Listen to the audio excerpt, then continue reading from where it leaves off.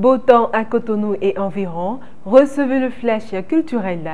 Jamais le tourisme n'a été au cœur des politiques publiques.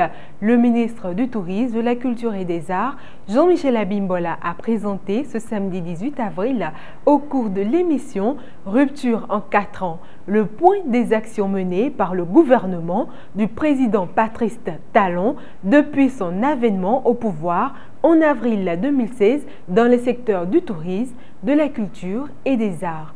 Durant ces 4 dernières années, beaucoup d'efforts ont été faits pour relever le Bénin, non seulement aux Béninois, mais aussi au monde entier.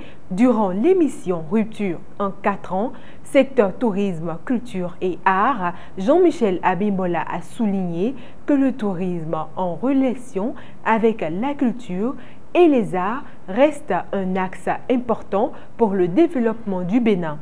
C'est le deuxième pilier identifié dans le PAG, Programme d'action du gouvernement. Deuxième secteur après l'agriculture et sur lequel le pays veut fonder pour se relever et pour pouvoir impulser le développement et créer la richesse.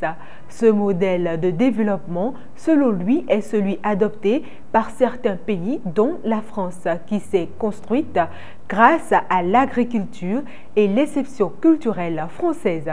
Ce qui a fait d'elle la 5e puissance au monde, a-t-il expliqué.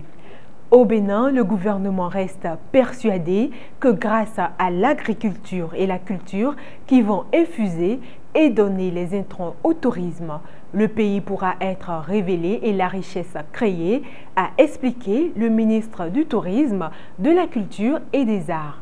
Dans le cadre de la lutte contre le coronavirus, les actions se multiplient et cette fois-ci, Lady Gaga organise un concert planétaire contre le coronavirus.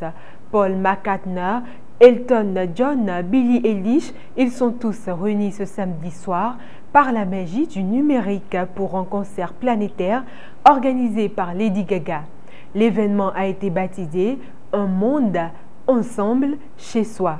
Il est retransmis sur les télévisions du monde entier pour collecter des fonds pour la lutte contre le coronavirus.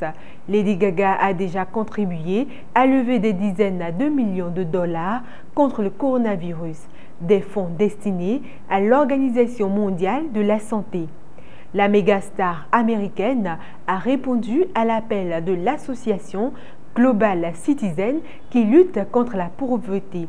Lady Gaga a fait jouer son carnet d'adresses pour interpeller des dizaines de dirigeants de grandes entreprises qui ont mis la main à la poche.